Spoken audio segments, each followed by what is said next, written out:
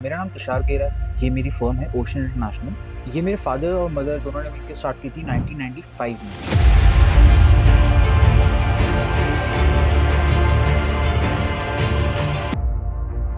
मैंने 2011 में इस बिज़नेस को जॉइन किया। तब तक हम लोग मेजरली कॉन्ट्रैक्ट मैन्युफैक्चरिंग कर रहे थे और थोड़ी बहुत हम लोगों ने होलसेल स्टार्ट की थी अपने ब्रांड नेम स्पिटफायर के अंडर। बट उस टाइम जब मैं बिज़नेस में आया तो मेजरली जो हमारा काम था एक तो B2B था और ज़्यादातर मैनेजमेंट थी वो मैनुअल थी। रजिस्टर्स थे, फाइल्स थी जिसमें ज़्यादातर हमारा ट्रैकिंग होती थी कि कौन सी चीज़ कैसे हो रही है, जिसमें मुझे कई चीज़ों का लैगिंग था। बट जब मैंने इस बिज़नेस को जॉइन किया उसमें मैंने 2012 के आसपास अपना रिटेल आउटलेट फर्स्ट स्टार्ट किया एंड उसको एक्सपैंड किया multiple retail outlets plus multiple dealers के साथ। आज हमारे पास अपने 5 स्टोर्स हैं। 2 स्टोर्स मेरे बैंगलोर में हैं और 3 स्टोर्स मेरे फरीदाबाद। हमारे पास इस टाइम 25 से 30 डीलर्स हैं जो आगे फर्दर होलसेल भी करते हैं। तो अप्रोक्सीमेटली 4 साल पहले मैंने पेडल प्लस के बारे में जाना। मैंने इसको अडॉप्ट बेसिक बिलिंग के लिए किया था क्योंकि हम लोग पहले जब रिटेल बिलिंग करते थे तो मैनुअल बिल्स बनाते थे, टाइम भी ज़्यादा लगता था, कस्टमर को भी ज़्यादा भरोसा नहीं होता था कि प्रॉपर बिल है कि नहीं है। तो जब हमने पेडल प्लस यूज़ करना शुरू किया तो हमारा बेसिक टारगेट था कि अरे कस्टमर को एक प्रेजेंटेबल बिल मिल जाए, हमारा एक वो टारगेट था। बट जैसे जैसे मैंने पेडल प्लस को यूज़ करना शुरू किया तो इसके जो मल्टीपल फीचर्स हैं, उनके बेनिफिट्स जो हैं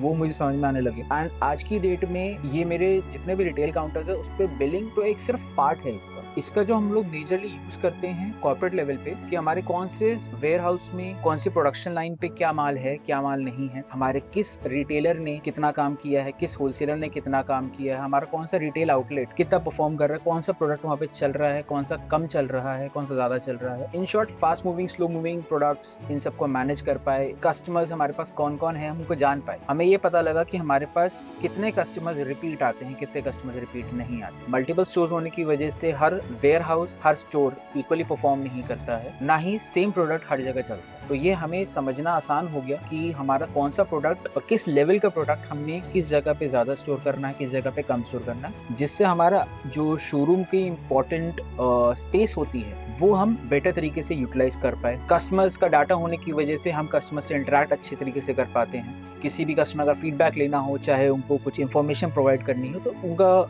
रिटेल होने की वजह से हम उनको इजीली बात कर पाते हैं उनसे। रिटेल में भी इवन होलसेल में भी हमें आइडिया रहता है कि यार हमारे कौन से होलसेलर को कब किस चीज़ की रिक्वायरमेंट हो सकती है, हम उसके लिए फ्यूचर में प्लान कर लेते हैं। और एक बहुत इंपॉर्टेंट एस्पेक्ट जो मैंने अभी तक नहीं शेयर किया, दैट इज इन्वेंट्री मैनेजमेंट।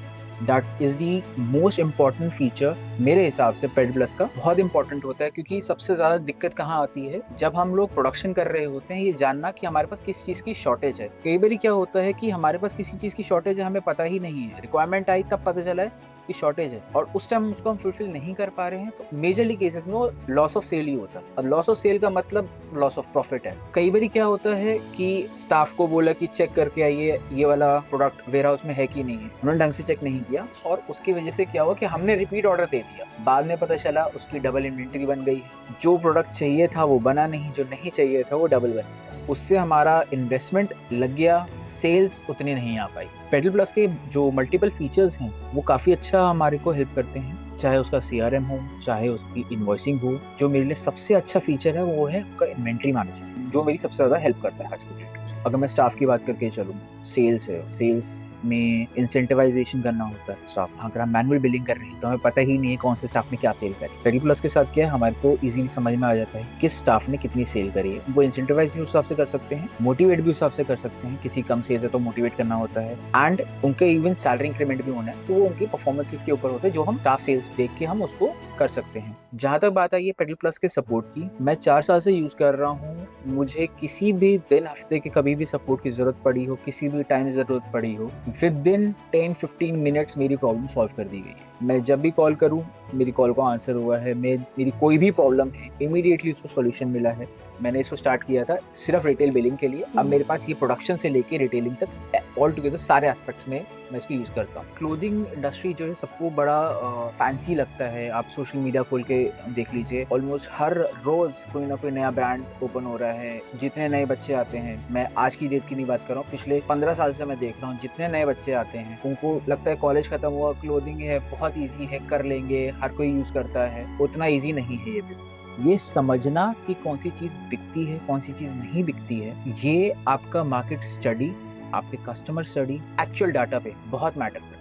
अगर आपका फैशन सेंस अच्छा है तो इसका मतलब ये नहीं है कि वो सब लोग यूज़ करें। इसीलिए क्लोथिंग स्टोर्स का बंद होने का रेशियो भी काफ़ी ज़्यादा होता है। आप ओनर हो, आप एफर्ट डालते हो कि आपको क्या बेचना है, क्या नहीं बेचना है, बट आपका सेल्स का स्टाफ शायद उतनी मेहनत ना करे। आपको अगर पता ही नहीं है कि सेल्स आपके पास स्टॉक क्या था, क्या नहीं था, उसने क्या बेचा, क्या नहीं बेचा, क्योंकि छोटे ब्रांड्स में क्या होता है, उनको सेल्स वालों को भी पता है कि यार इनके पास कोई सिस्टम नहीं है चेक करने का क्या है क्या नहीं है, तो उसमें पिलफरेज होना बहुत कॉमन है।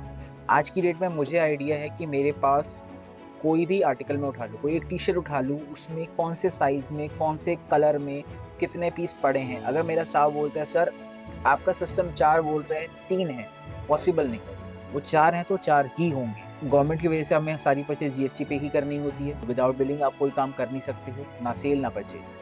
आपका सारा माल ऑन बिल आ रहा है, सारा माल आप ऑन बिल बेच रहे हो, तो आपका इन्वेंट्री प्लस माइनस हो ही नहीं सकती। लोग क्या करते हैं, टैक्स बचाने के लिए, खर्चा बचाने के लिए विदाउट बिल काम कर लेते हैं, उसके अंदर फिर आप मैनेज नहीं कर सकते। अगर आप वैसे आप कर रहे हैं, it can be a hobby, it can not be a business. और रिटेलर्स के लिए बहुत बेसिक सी एडवाइस है, अगर आपको काम करना है, सीरियसली काम करना है, तो आपको आज नहीं तो कल आपको कोई ना कोई सिस्टम, कोई ना कोई ईआरपी आपको अडॉप्ट करना पड़ेगा।